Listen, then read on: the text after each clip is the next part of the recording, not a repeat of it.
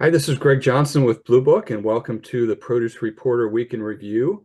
It is my old pal, Pamela Schneider, now a retail analyst in the fresh produce industry. And you will be out and about in the industry next week at the IFPA Global Show. It'll be nice to see people in person again. You haven't been traveling as much. I haven't been traveling as much.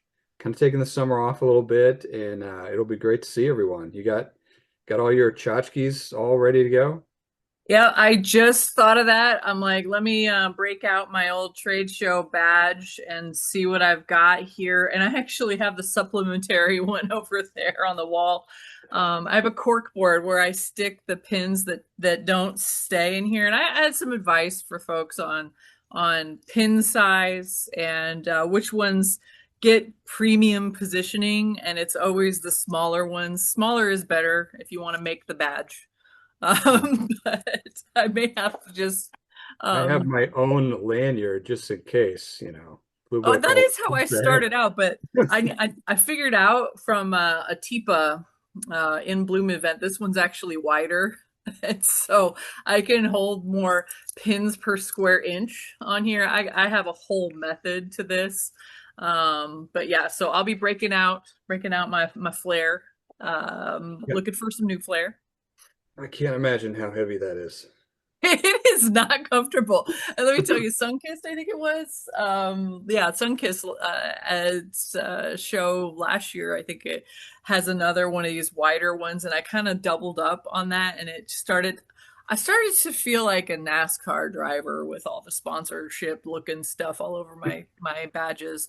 And it started to make me appreciate the bigger paper things. So I would just start sticking them all over the paper things. And let's just say I'm not a Disney person, but I can totally get the vibe of the people who trade pins at Disney. It would definitely be my thing. Yeah, okay, nice. All right, well, we we can anticipate all kinds of things that will happen at this show this year, but I know one thing is going to happen, and Blue Book actually is one of the sponsors of it, and that is the annual retail reception, which is now called the Retail Merchant and Manager Award Reception because five retailers are going to be honored, and they've already been announced. And actually, one of my fellow sponsors, CMI, Bob Mast, gave some thoughts on each of the five winners that are really good. So please check that out, and you will see them at the reception. And it is Friday, right after the expo floor closes. And you are one of the few veteran retail award reception people who could say, I was there at the beginning when the industry didn't realize it was a bunch of retailers hanging around a room. You know what? I remember, I mean, I've always been pre-merger, pre-United Fresh and PMA merger when the Retail Produce Manager Awards was this huge, amazing event. It was let's celebrate as much as we can. And of course, after the merger, we got to find our own identity. And that first year, it was I decided to go up the escalator after the trade show closed on the night before the end and go see what this what was it called, community receptions was all about. And it was me and Anthony Barbieri and Joe Watson and about 2 dozen of your favorite retailers hanging out and nobody else. And so I made it my mission after that event to do as much as I could to say, hey, we got to get more people at this. This is an amazing, incredible opportunity. Kudos to Blue Book for picking up the sponsorship for that. And I can remember back in the beginning, it was either you wanted to hang out with the Flower folks because Flower Town knows how to party, and they put on a really great event. But the retail one sounds like it's really coming up in the world there.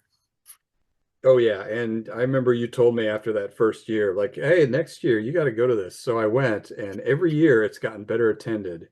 And Yes. IFPA has said that they are making it a red carpet type event this year. So we'll see how fancy they truly get.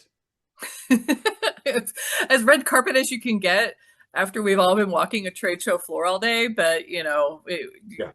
yeah, we'll work on it. It's a good time to take a breather and smile and have a drink and before everyone goes out to a fancy dinner. Yes, for sure. So in the retail world, I know we always anticipate the annual Whole Foods market forecast for the next year. And you read through it, right? We Yeah. posted it this week. I've got to say, I'm a little underwhelmed and disappointed about how many produce opportunities were missed. Right. Yeah, and I even like scrolled down to the art that goes with it along from on the Whole Foods website. They posted as a blog post slash Yeah, news release. And I think, what do I see here? A bag of salad, um, some tomatoes. There's nothing that's a specific call out that is produce friendly. And some years, all we see is like dates as a theme, and dates are going to be date sugar and whatever. Um, but this year's list isn't really necessarily like a top 10. Um, and one of the things that the biggest thing that they picked for the first thing is the tallow takeover, and I think that's a little late. it's a Um, little, yeah, I agree. I think I like their trends because they weren't as silly as the yes. Tiger Nut Flour here. Yeah, they're kind of behind on tallow, but I guess you could say tallow is becoming much more popular at retail or at food service, at restaurants. But I'm not sure that many retail shoppers and consumers have really picked up on it yet. So maybe they're not that far behind. I mean, are Fiber. you cooking with it now? No, I don't cook with. I just stick with I stick with butter. Come on, I'm like my fat of choice was already in my kitchen. I got avocado oil. I got olive oil. I have butter. I don't need to be going on to the rendered beef fat situation. The one that I really appreciate, and I think that has been trending according to what I've been watching on like nutrition TikTok and what we're seeing recommended is the focus on fiber and it is like people are trying to make fiber exciting and I've to some we eat a lot more beans in our household than we used to, but also just trying to find different ways to get more fiber in. And one of the things I'm thinking about is Gen X and elder millennials are reaching the age when we're all going to start needing that annual checkup, right? Or that first initial checkup where you're good. Hey, I just finished mine. And it's the one that they're going to go, hey, everyone should be eating more fiber. And colon cancer is a huge problem amongst, especially at younger folks. It's not necessarily something out there. So how can we make this more attractive to people to be thinking about? And it's one of the biggest, nutrition deficiencies that we're seeing in the US. So yeah, I love to see that on that list. I love seeing it on the list too. I think it's a missed opportunity in that fresh fruits and vegetables are packed full of fiber. Yes. Yes. It's like you want more fiber, eat more fruits and vegetables. It's a slam dunk. You don't even have to try to I mean, a lot of the things in this are like added fiber to pastas and breads and crackers. It's like that's working really hard. Just eat a bigger salad and eat it more often. Right. Eat the whole fruit or vegetable. Like we don't need to be like juicing out the fiber and drinking only the juice. We need to just go ahead and eat the apple, not the apple juice or Right. whatever the fancy juice folks are going to come after me for this. But you know what? Just how long? 20 years. That's how long I've been covering the produce industry. I'm coming up on 20 years. Just eat a piece of fruit or just eat a vegetable. Come on, folks. But I guess if when you're going to do whole food spin on it, it's going to be pantry staples like oats are the star of up and coming products. Or we could just go to the produce department. Come on, folks. And Whole Foods produce department is really good. Yeah. I They have mean, great stuff. I will say one of their trends is sweet, but make it mindful. So how to make things sweet without um, high fructose corn syrup. And they do mention adding whole fruits to items, drinks, dishes to get natural sweetness in there, and that's very good. I do like that, in addition to honey and syrup and stuff like that.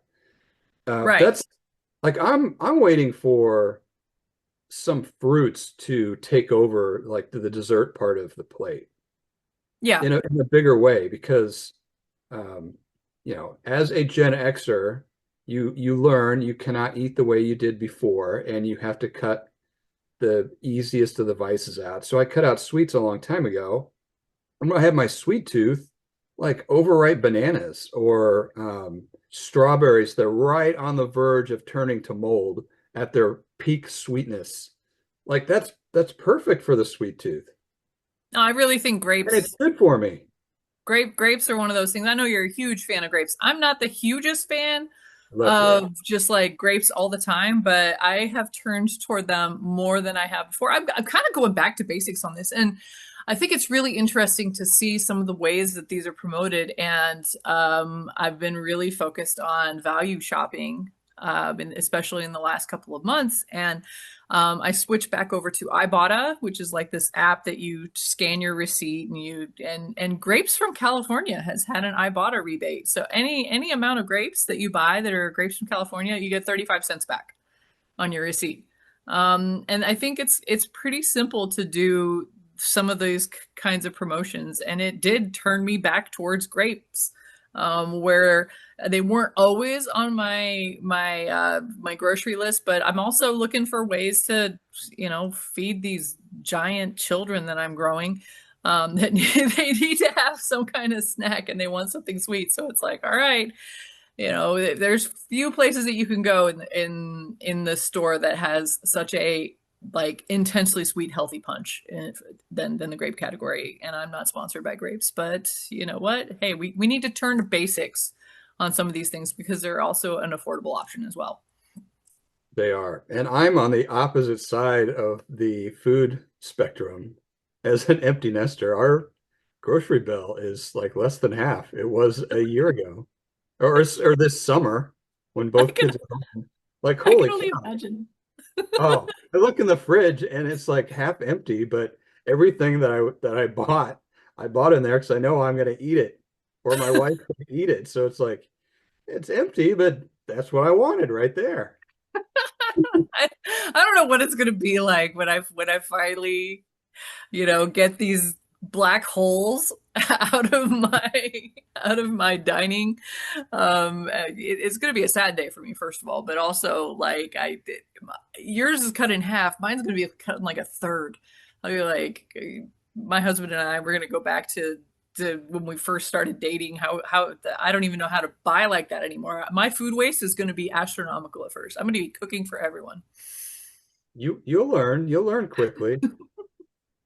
You do ha you have to be careful not to make too much because I did make too much chicken Mexican and I've had it 5 meals now and I'm tired of it. You're in the danger zone now. You either gotta freeze it or be over with it. You got 2 or 3 days Uh, on leftovers, and I then think it's done. I'm gonna have a little food waste. Well, it would be more expensive if you were always getting it delivered, and that's the last thing that we need to talk about is how quickly food grocery delivery is changing. Um, I mean, I can't tell you how many stories we've had in the last 4 to 6 weeks, like DoorDash or Uber Eats is signing up some new retailer. And it's not little retailers, it's Kroger and Aldi. And then we have Amazon making a huge splash and doing their own same day food delivery. Like it is Mm-hmm. really changing quickly and not necessarily the way we thought it was going to.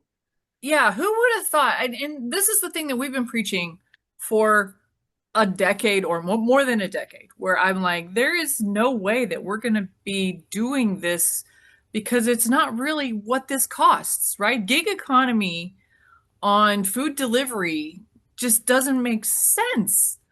But they must be making money on it if all of these grocers, I'm looking at the tag from Blue Book from so merchant distributors, Instacart, Kroger slows investment in automated warehouses, Winn-Dixie. So grocery is pivoting on its internal side to, I believe, they're going to be incentivizing consumers to do pickup, like buy online, pickup. and they've got really sophisticated stuff in place. We're not going to go dark stores anymore. This is not the situation that's going to work out for us, except perhaps I can see one way that it might be working out. Because when we talked last time, we talked a little bit about Amazon Fresh. And I said they don't exactly have fresh grocery figured out because there's no one in their stores. Right. But now they have this major push toward fresh grocery same day delivery. So maybe they're the one that's going to go dark store because they're closing their stores in the UK. They just announced that they're closing some in Southern California. But Yep. at the same time, they've got their logistics. They're figuring out their logistics. You don't see UPS delivering Amazon packages anymore. You don't see USPS delivering Amazon packages anymore. It's Amazon trucks or people doing Amazon Flex with their own cars. Right. So they're either going gig economy with like regular deliveries if you know, need a new battery for your drill or something like that, and you get somebody to deliver you next day. That's going to be like a gig economy worker. But they're going same day on their fresh grocery delivery. I think they're going to be more dark stores. But everyone else is going DoorDash and Uber Eats. Really? But I that's I guess that's a trend that is feels like it's more skipping my generation. Like I, yeah, I I think think it is. we are realizing we have the time to do our own stuff, and that's not what we want to spend money on. Well, at least I can't speak for my whole generation. That is what I've decided. It's just it doesn't make it worth it for me. Um, but I like the thought of Amazon more focusing on what are we really good at Hmm. and what are we not that good at. They are And not that good at in-store. no, they're not. And they're really good at delivery. I mean, they I mean, they've been subject of monopoly um, criticism. Uh, if you're being accused of that, you're doing it pretty well. Right.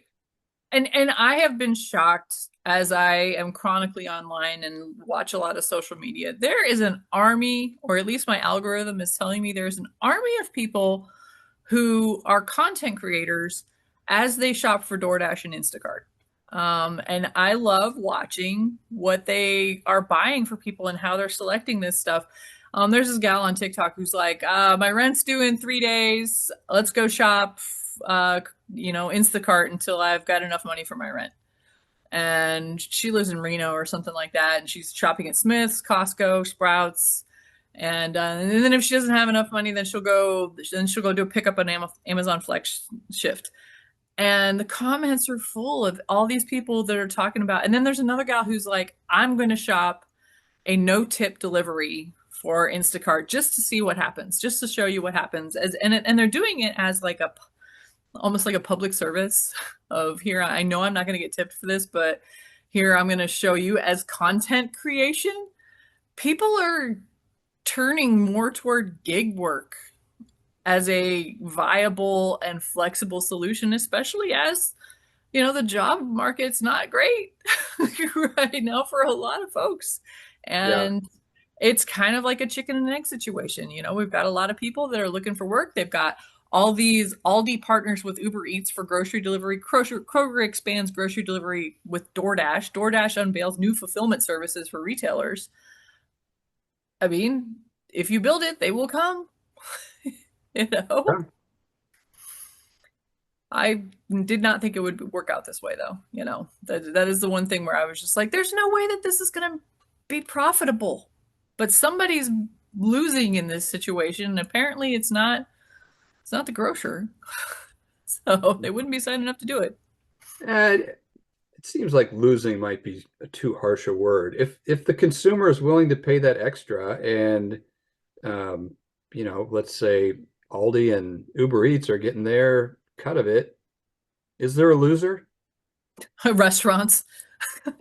Well, I mean, yeah, there's only so much that people can eat, but I guess you could say that. I guess anytime you talk about Aldi, the losers are their competitors because their Right? Yes. market share keeps growing.